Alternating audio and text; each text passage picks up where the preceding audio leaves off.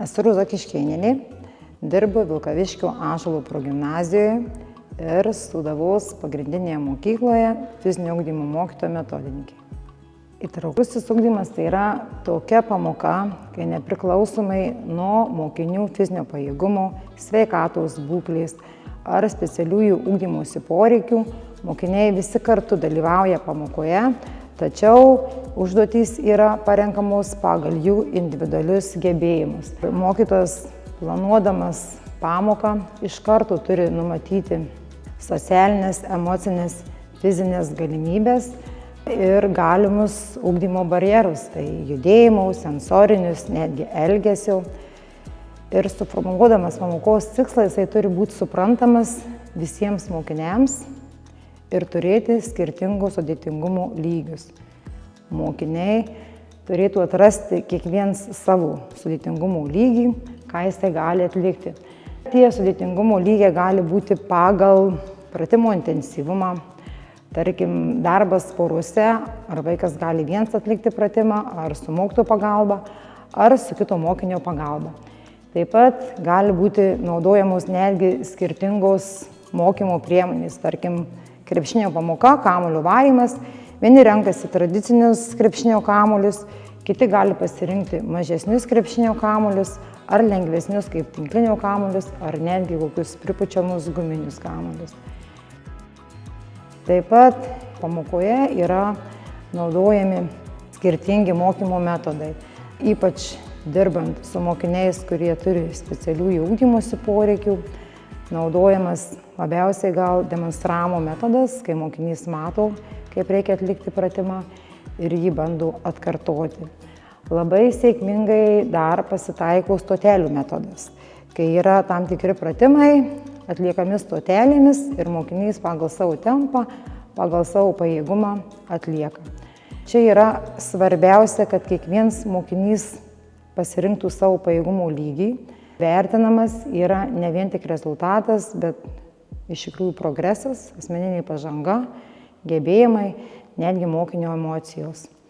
Labai svarbu pamokoje, kad mokinys jaustųsi saugus, emociškai saugus. Pirmiausia, vesdamas mokytojas įtraukiojo ugdymo pamoką turi pažinti mokinių fizinius gebėjimus, gebėti parinkti jiems užduotis, gebėti individualizuoti darbą, diferencijuoti užduotis, gebėti būti kūrybiškam, lanksčiam, nes kartais reikia keisti pamokos scenarijų, nekeičiant pamokos tikslų. Ir gebėti vienu metu valdyti klasę, kelis mokinių lygius ir kelis sudėtingumo lygius atliekamus užduotis.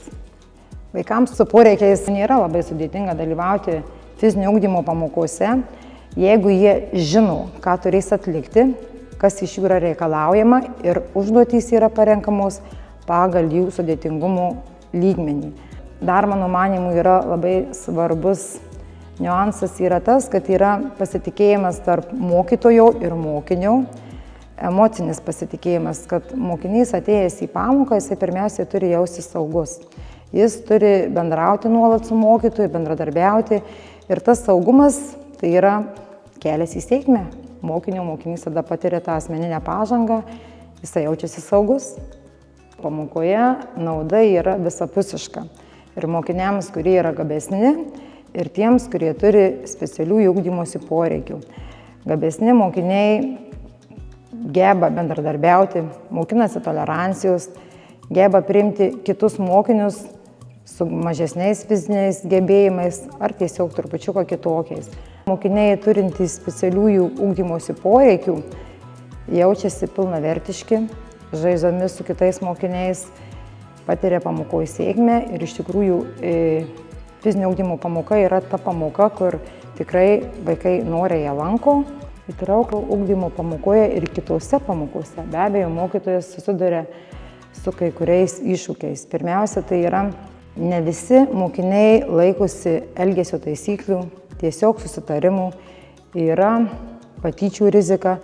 Tai mokytojas turi visada reaguoti, kontroliuoti esamą padėtį ir imtis tam tikrų priemonių. Tai iššūkių yra, bet jų tikrai pasitaiko nedažnai. Pirmiausia, mokytojas tai turi pats tobulėti savo profesinėje srityje, domėtis naujovėmis, lankyti seminarus ir įgytomis žiniomis tiesiog stengtis pritaikyti jas savo pamokose. Kiekvienas turi ieškoti savo būdų, kaip dirbti su savo klase. Nėra vienodų metodų, nėra vadovėlių išleistų vienodų, kaip reikia dirbti. Tai yra tiesiog mokytojo ir mokinių ieškojimas kartu, kad visiems būtų geriau. Tai linkiu ieškoti, nestovėti vietoje. Mokiniam norėčiau palinkėti neapsiriboti vien fizinių judėjimų mokykloje. Taip pat dar noriu pasidžiaugti, kad mūsų mokykloje koridoriuose yra įrengti tokie judumo kampeliai ir kliūčių ruožas, kad mokiniai ir pertraukų metu juda. Ir norėčiau, kad drąsiai ieškokit, atraskit save, ieškokite savęs neformaliuosiuose būreliuose.